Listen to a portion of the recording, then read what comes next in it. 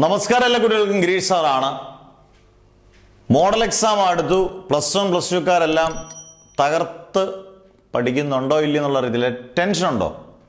ഇത് പറയുമ്പോഴാണ് പലർക്കും ടെൻഷൻ ഉണ്ടോ? ഞങ്ങൾക്കൊരു ടെൻഷനില്ല സാർ. നിങ്ങൾ കുറച്ചൊക്കെ ടെൻഷൻ അടിച്ചേ പറ്റൂ. കാരണം പബ്ലിക് എക്സാമാണ്.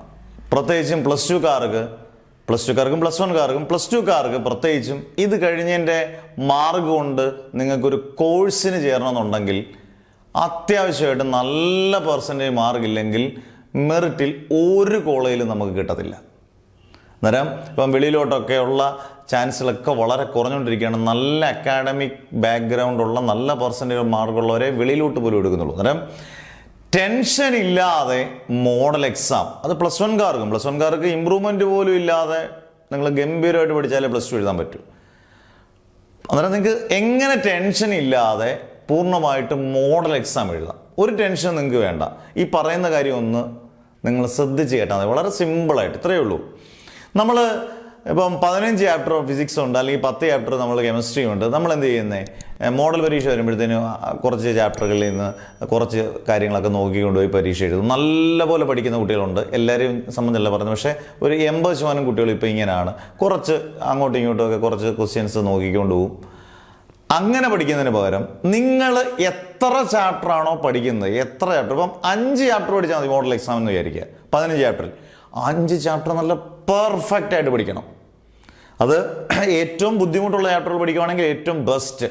കാരണം അത് പബ്ലിക് എക്സാമിന് നിങ്ങൾക്ക് അടുത്ത് തന്നെ പബ്ലിക് എക്സാമാണ്. അതിനൊരു മുതൽക്കൂട്ടാണ്. പിന്നീട് ഇത് പഠിക്കേണ്ട വരത്തില്ല.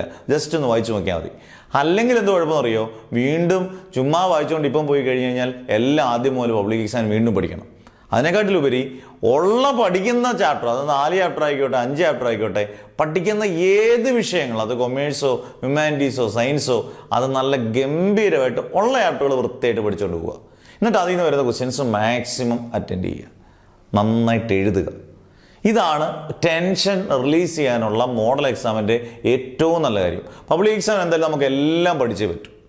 അന്നേരം നിങ്ങൾക്ക് പറ്റാവുന്ന കഴിവിൻ്റെ പരമാവധി പറ്റാവുന്ന ചാപ്റ്ററുകൾ കുറച്ച് പഠിച്ചുകൊണ്ട് ആ ചാപ്റ്ററുകൾ കംപ്ലീറ്റ് തീർക്കണം. ഇപ്പോൾ ഉദാഹരണം, ഇപ്പോൾ ഫിസിക്സിൻ്റെ ഒരു കാര്യത്തിൽ പറയാം. ഫിസിക്സിൻ്റെ ഇലക്ട്രിക് ചാർജസ് ആൻഡ് ഫീൽഡ്സ്, അതിനകത്ത് ഒരു ടോപ്പിക് ഇല്ലാതെ നമുക്ക് ഇപ്പോൾ ഉള്ള ടോപ്പിക്കിൽ ഫുൾ ടോപ്പിക്സ് കവർ ചെയ്ത് ഡെറിവേഷനൊക്കെ എഴുതി പടമൊക്കെ വരച്ച് പഠിച്ചു കഴിഞ്ഞാൽ നമുക്ക് അത് കംപ്ലീറ്റ് ചെയ്തു. അങ്ങനെയാണ് കംപ്ലീഷൻ ഉദ്ദേശിക്കുന്നത്. അങ്ങനെ പഠിച്ചുകൊണ്ട് പോവുക. കുറച്ചേ പഠിച്ചിട്ടുള്ളെങ്കിലും ഗംഭീരമായിട്ട് പഠിച്ചുകൊണ്ട് പോയി കഴിഞ്ഞാൽ നിങ്ങൾക്ക് മോഡൽ എക്സാമിന് കിട്ടുന്നൊരു ഭയങ്കര ഒരു കോൺഫിഡൻസ് കിട്ടും. ഞങ്ങൾ പഠിച്ചൊക്കെ വന്നു, അത് ഞങ്ങൾക്ക് നന്നായിട്ട് എഴുതാൻ പറ്റുന്നു.